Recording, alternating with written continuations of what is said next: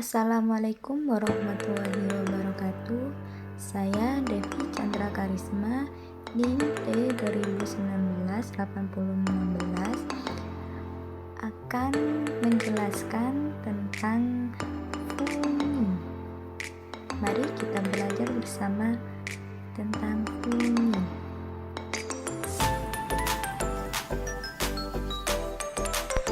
Fungi atau jamur merupakan organisme yang memiliki dinding sel, namun tidak memiliki klorofil. Jamur juga memiliki jenis yang banyak dan sifat yang unik. Oleh karena itu, jamur dikelompokkan menjadi kingdom tersendiri. Cara hidup fungi. Pada umumnya, fungi dapat berkembang biak dengan baik pada lingkungan yang lembab dengan pH yang rendah. Jamur juga dapat memperoleh zat organik makanan dengan 3 cara, yaitu yang pertama saprofit, yang kedua parasit, yang ketiga mutual. Ciri-ciri fungi ada 8 macam, yaitu yang pertama berbentuk beragam seperti berbentuk oval, benang, dan memiliki tubuh berbentuk payung, bulat, dan lainnya. Yang kedua, uniseluler dan multiseluler. Yang ketiga, organisme eukariotik. Yang keempat, tubuh dilindungi zat katin.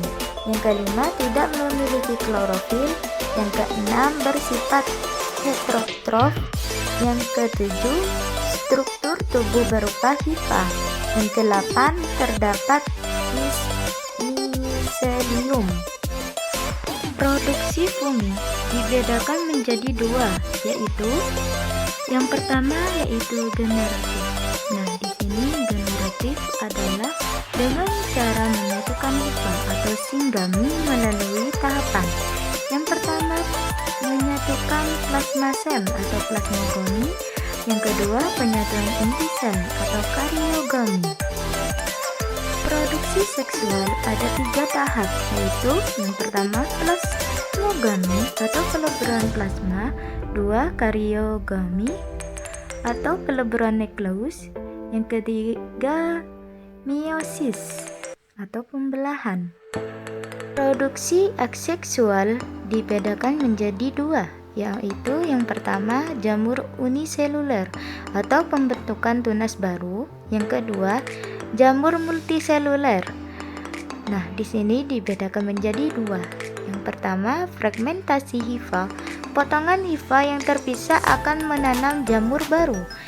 Yang kedua membentuk spora aseksual, dapat berupa singiospora dan conidiospora.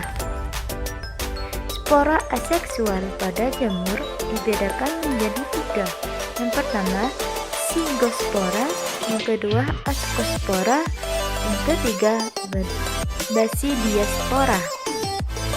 Klasifikasi fungi dapat dibedakan menjadi 4 macam. Yang pertama Ascomycotina, yang kedua Basidiomycotina, yang ketiga Deuteromycotina, yang keempat Zygomycotina.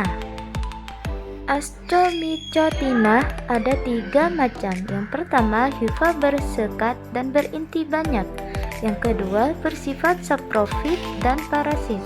Yang ketiga menghasilkan spora dalam askus. Yang kedua Zygomycotina atau jamur Zygomycotina umumnya hidup di darat, di dalam tanah atau pada tanaman dan hewan yang telah mati. Jamur juga hidup di makanan yang busuk. Basidiomycotina yang ketiga.